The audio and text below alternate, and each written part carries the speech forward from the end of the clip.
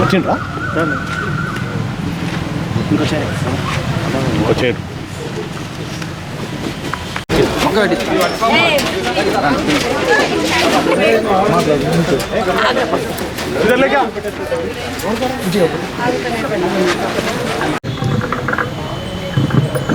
Thank you sir.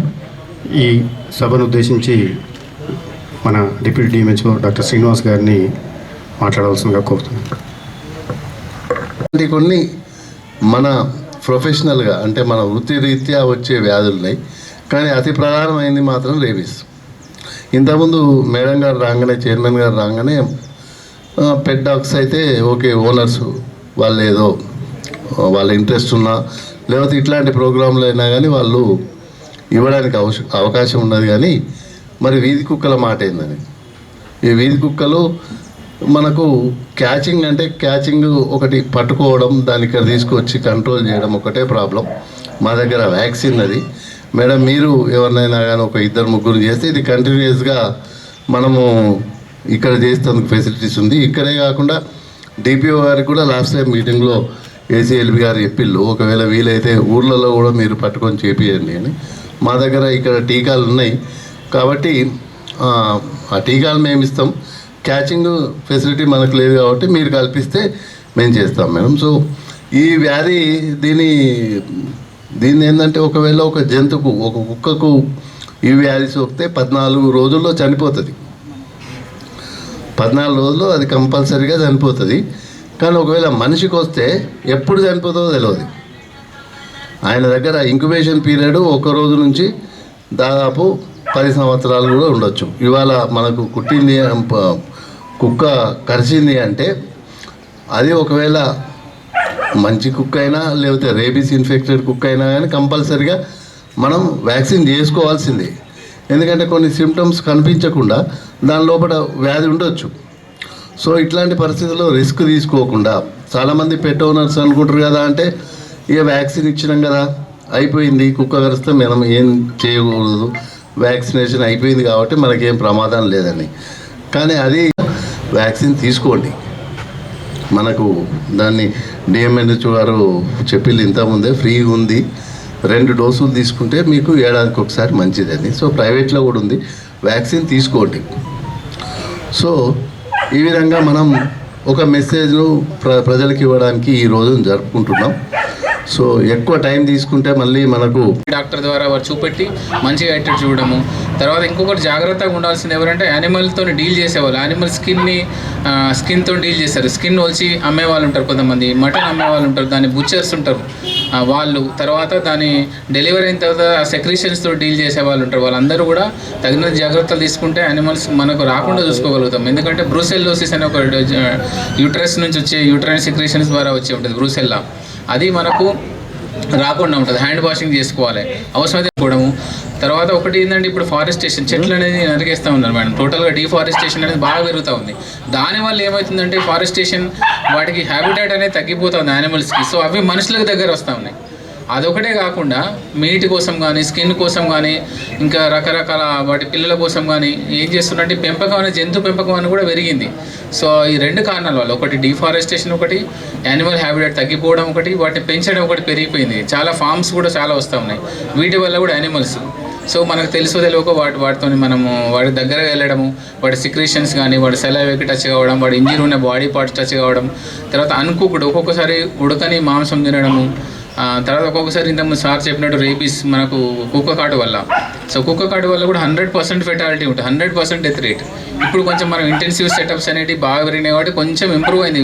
కానీ still more than 90% fatality rate ఉంటుంది sir. దానిలో బ్రెయిన్ డ్యామేజ్ అయ్యి మెదడు వాపు వచ్చి ఎన్కెఫెలోపతి కోమలోకి వెళ్ళి డెత్ అయ్యే అవకాశాలు చాలా ఉంటాయి రేబీస్. సో వ్యాక్సినేషన్ ఒకటి తీసుకోవాలి. పర్టికులర్గా నిన్న మాకు కూడా ఒక ఇన్సిడెంట్ వచ్చింది సార్. దోనూరులో ఒక డయాబెటిక్ పేషెంట్ మేడం, 25th రోజు కుక్క కరిసిన తర్వాత ఆమె ARV ఇంజెక్షన్స్ తీసుకుంది. కానీ అన్ఫార్చునేట్ ఏమిటంటే ఆమె డయాబెటిక్ పేషెంట్. సో కుక్కగాడు ఇంజెక్షన్ తీసుకుంది, ఆమె ఏరియా హాస్పిటల్ కూడా పోయింది, CSC ధర్మపూర్లో కూడా తీసుకుంది. కానీ డయాబెటిక్ కంట్రోల్ లేకపోవడం వల్ల ఆ వూండ్ అంతా ఇన్ఫెక్ట్ అయ్యి నిన్న డెత్ అయింది మేడం. రేబీస్ వల్లనే చనిపోవాలని ఏం లేదు. ఆ కాటు వల్ల ఎక్కడైతే ఇన్ఫెక్షన్ ఉంటుంది జాగ్రత్తగా చూడకపోతే, దాన్ని క్లీన్ చేయకపోతే, దానికి ప్రాపర్ యాంటీబయాటిక్స్ పడకపోతే అసోసియేటెడ్ ఇంజరీస్తో సెప్సిస్తో చనిపోవడం జరిగింది మన దోనూరులో. అది కూడా మేము ఇన్వెస్టిగేట్ చేస్తాము. ఇంజెక్షన్సే కాకుండా యాంటీబయాటిక్స్ కూడా వాడాలి. దాని థరో వోండ్ని క్లీన్ చేయాలి.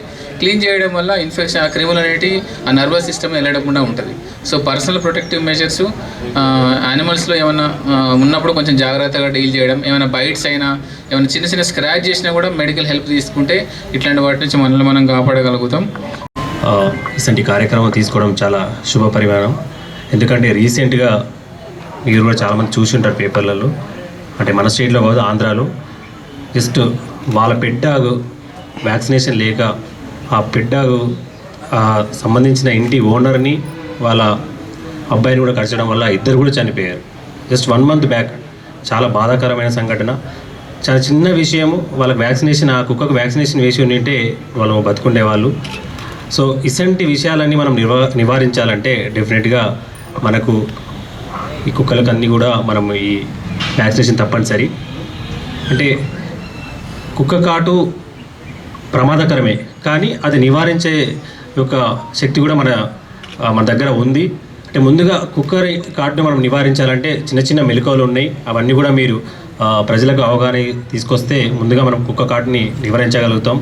దానికి సంబంధించిన విషయాలన్నీ కూడా వెటనరీ డిపార్ట్మెంట్ నుంచి కూడా మనము అన్ని రూరల్ లోకల్ బాడీస్ అంటే గ్రామ పంచాయతీలో మున్సిపాలిటీలో కూడా ఫ్లెక్సీ రూపంలో అన్ని దగ్గర కూడళ్ళు పెడుతున్నాము. అంటే ముందుగా నివారించడానికి. అలాగే ఒకవేళ కుక్క కాటు వేస్తే దాన్ని ఎలా మనం ప్రివెంట్ చేసుకోవచ్చో దాన్ని కూడా వ్యాక్సినేషన్ సంబంధించి కూడా వీళ్ళందరూ కూడా మనం ఇన్స్ట్రక్షన్స్ ఇచ్చున్నాము. సో పెట్ డాగ్స్ అయితే డెఫినెట్గా స్థానికులందరూ కూడా మీరు వ్యాక్సినేషన్ వేసుకోండి. అలాగే స్ట్రీట్ డాగ్స్ సంబంధించి అయితే మనం గ్రామ పంచాయతీ నుంచి అలాగే మున్సిపల్ సిబ్బంది నుంచి కూడా మేము మ్యాక్సిమం ఆ క్యాచింగ్ మెకానిజం ఏది ఉందో మనం తీసుకొని ఈ యొక్క సంబంధిత శాఖ నుంచి వ్యాక్సినేషన్ డెఫినెట్గా చేపిస్తాము. సో అందరికీ కూడా కోరేది ఏంటంటే ముందుగా కుక్క కాటుని నివారిద్దాము.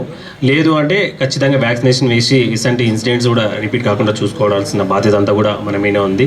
సో ఈ అవకాశం ఇచ్చిన అందరికీ కూడా ధన్యవాదాలు చెప్తూ ముగిస్తున్నాం. మరి ఇక్కడికి విచ్చేసిన మా స్థానికులందరికీ, జగిత్యాలలో ఉన్న అందరు ఇక్కడికి విచ్చేసిన ప్రతి ఒక్కరికి హృదయపూర్వక నమస్కారాలు తెలియజేస్తూ, మరి ఈరోజు వరల్డ్ జూనోసిస్ డే మరి ఎందుకు మనం ఇది జరుపుకుంటున్నాం అంటే 1885 జూలై 6వ డేట్ నాడు ఒక బాబును కుక్క కరవడం వల్ల ఒక సైంటిస్ట్ దీనికి ఒక వ్యాక్సిన్ తయారు చేయడం వల్ల ఈరోజు ఇది జరుపుకోవడం జరుగుతుంది. మరి ఏంటిది, మన ఇంట్లో పెరుగుతున్న కుక్కలే కదా, మనకి ఎలాంటి ప్రాబ్లం ఉండదు అని ఎవ్వరూ అనుకోవద్దు. ఖచ్చితంగా వాటికి కూడా వ్యాధి అనేది వస్తుంది. సో దాని ద్వారా మనకు కూడా అది వస్తుంది కాబట్టి, దానికి వచ్చిన వ్యాధి మనకు కూడా వస్తుంది కాబట్టి ఖచ్చితంగా ప్రతి ఒక్కరూ దీనికి వ్యాక్సిన్ వేసుకోవాలి. వాటికి వేయించాలి, మనం కూడా వ్యాక్సిన్లు వేసుకోవాలి. దాని తర్వాత ఎవరైనా కానీ ఇప్పుడు మన ఆఫీసర్లు చెప్పినట్టు కుక్కలతో ఆడుకునే ముందు, మనం పెంచుకుంటున్నవే కదా అని దాంతో ఆడుకునే ముందు మనం కూడా చాలా చురుగ్గా ఉండాలి. మనే కదా అని చెప్పేసి వదిలేస్తే అవి మనల్ని కూడా కాటేసే కొరికేసే అంత ప్రమాదంలో ఉన్నాయి కాబట్టి ఎవరైనా చాలా జాగ్రత్తగా ఉండాలి. దాని తర్వాత ఇప్పుడు ఈ కుక్కల కంటే కూడా మన వీధి కుక్కలు చాలా ఇంపార్టెంట్. ఇవ్వంటే మనం చెప్పినట్టు వింటే, ఇక్కడ కూర్చుంటే ఇంజెక్షన్ వేయించుకుంటే, అది కాదు. వీధి కుక్కలతో ఎట్లా అనేది ఇప్పుడు క్యాచింగ్ ప్రోగ్రామ్ అనేది మేము ఖచ్చితంగా మున్సిపల్ ద్వారా మేము పెట్టుకొని సిబ్బందిని పంపించి ఈ వ్యాక్సినేషన్ తప్పకుండా వేయిస్తాం. మరి దీని ద్వారా ఏం నియంత్రణ ఉంది అని అంటే కుక్కల సంఖ్య అయితే తగ్గదు. జస్ట్ అవి కాటేయడం, అవి కొరకడం వల్ల మనకి ఏ వ్యాధి రాకుండా ఉంటుంది అంతే. కానీ ఈ సంఖ్య తగ్గిపోవాలి అని అంటే మాత్రం ఖచ్చితంగా దీనికి ఏం చేస్తే బాగుంటుంది అనేది ఒక వ్యాక్సిన్ ఉందా, మరి లేకపోతే దీనికి నియంత్రణ ఆపరేషన్ ఉందా, అది చేయిస్తాం తప్పకుండా. మరి యానిమల్ యాక్ట్ కింద మన కుక్కల్ని ఏం చేయరాదు అని గత 2 సంవత్సరాల క్రితం అమలా గారు కేసు పెట్టడం జరిగింది. కుక్కల్ని చంపేస్తున్నారు ఎక్కడ పడితే అక్కడ అని. అది తప్పని వారు చెప్పడం ద్వారా ఇప్పుడు కుక్కల్ని చంపడం కూడా చాలా తగ్గిపోయింది, ఎక్కడ చంపట్లేదు. మరి కుక్కలు మనల్ని చంపితే తప్పులేదు, కానీ మనం కుక్కల్ని చంపితే తప్పు. Okay, no problem. మనం యానిమల్ యాక్ట్ ద్వారా మనం ఇది తీసుకొని మన కుక్కలకి ఆపరేషన్ చేసి సంఖ్యను తగ్గించే మనం ఈ పరిణామం ముందడికి తీసుకెళ్దాం. ఖచ్చితంగా ఇది అమల్లోకి తీసుకొస్తాం కూడా. ఎందుకంటే చాలా చోట్ల మేము చూస్తున్నాము పిల్లల్ని చంపడము, కరిచి ఒక బాబు ఒంటరిగా ఉన్నాడు, ఒక పాప ఒంటరిగా ఉన్నదంటే అక్కడికి పోయి కొరికేసి వీటిని చాలా చంపడము. మొన్న ఒక అమ్మ చనిపోయింది. ఇట్లా చాలా చోట్ల కుక్క కాటికి ఖచ్చితంగా చచ్చిపోతున్నారు. మరి దీన్ని ఎట్లా నియంత్రించడం అనేది నేను ఆఫీసర్లను ఇప్పుడే అడిగినాను. దీనికి మళ్ళీ ముందడు ఉంది మేడం అని చెప్పారు. ఖచ్చితంగా ఇది ముందట్లో ఫస్ట్ ఇది తీసుకురావాలి. మనం వ్యాక్సినేషన్ వేసుకుంటే వ్యాధి తగ్గుద్దేమో కావచ్చు, కానీ మన చావు అయితే తగ్గదు. అందుకని చెప్పేసి ఖచ్చితంగా ఈ ఏదైతే ఉందో ఈ ఆపరేషన్ చేయడమా మరి ఏంది అనేది ముందడికి తీసుకొచ్చి ఖచ్చితంగా దాన్ని మేము పాటిస్తాం. ఏది ఉందో ముందడికి ఫస్ట్ తీసుకొస్తాం. అది తీసుకొచ్చిన తర్వాత, ఎందుకంటే చాలా చోట్ల పిల్లలు కానీ పెద్దవాళ్ళు కానీ చనిపోతున్నారు, ఒంటరిగా ఉన్న మహిళలు కానీ పిల్లలు కానీ చనిపోతున్నారు. కాబట్టి ఖచ్చితంగా దీన్ని ముందుకు తీసుకొస్తాం. ప్రతి ఒక్కరూ మనం బయటికి వెళ్ళినప్పుడు కానీ వీధి కుక్కలతో అందరూ ప్రతి ఒక్కరు జాగ్రత్తగా ఉండాలి. ఎవరు కూడా అక్కడ వెళ్ళినప్పుడు కొంతమంది పాపం ప్రేమతో అన్నం పెడతారు, ఆ అన్నం పెట్టినా కూడా అవి మీదికెక్కి మళ్ళీ కరుస్తూ ఉంటాయి. సో దానికి ప్రతి ఒక్కరు జాగ్రత్తగా ఉండండి. ఎవరైనా కానీ బాగా అతి ప్రేమ బయట వీధి కుక్కల మీద కొంచెం అతి ప్రేమ తగ్గించండి. అవి పెంచొద్దు, అది పెంచొద్దు, వీటికి ఏం చేయొద్దు అని అనకండి, పెంచండి. వీటికి కూడా అన్నం పెట్టండి, అన్నీ చేయండి. కాకపోతే ఏంటంటే కొంచెం జాగ్రత్తగా ఉండండి అని చెప్తున్నాం మేము. అంతేకాకుండా వీధి కుక్కలది కాకుండా మన ఈ పెట్స్ ఏదైతే మనం పెంచుకుంటామో ఈ పెట్స్తో కూడా కొంచెం జాగ్రత్తగా ఉండండి ప్రతి ఒక్కరు. అట్లాగే ఇంకా దీని నియంత్రణ ఎంత తొందర ముందడికి వస్తే మేము ఖచ్చితంగా ముందుకు తీసుకొస్తాం. ఎంత తొందర సంఖ్య తగ్గించే అవకాశం ఉంటే సంఖ్యను తగ్గిస్తాం. అంతకుముందు పందుల నివారణ కూడా మేము చేసినాం. సో పందులతో కూడా చాలా ఇబ్బందులు ఉండే, అది కూడా చేసినాం. ఇప్పుడు కుక్కలది కూడా ఖచ్చితంగా చేస్తాం. కాబట్టి ఈ అవకాశం ఇచ్చిన ప్రతి ఒక్కరికి హృదయపూర్వక ధన్యవాదాలు చేస్తున్నాను.